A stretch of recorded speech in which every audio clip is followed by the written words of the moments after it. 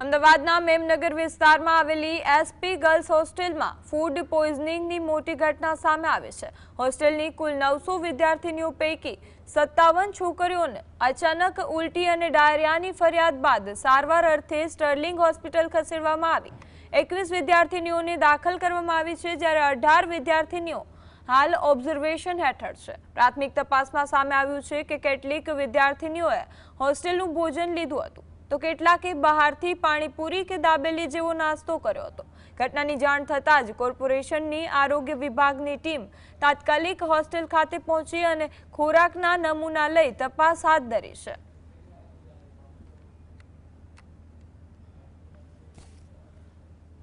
આજરોજ Sterling hospital ખાતે girls student હોય તે લોકો એડમિટ થયેલા છે અને તેઓને વોમિટિંગ ડાયરિયાની કમ્પ્લેન છે તે પ્રકારની માહિતી મળી હતી।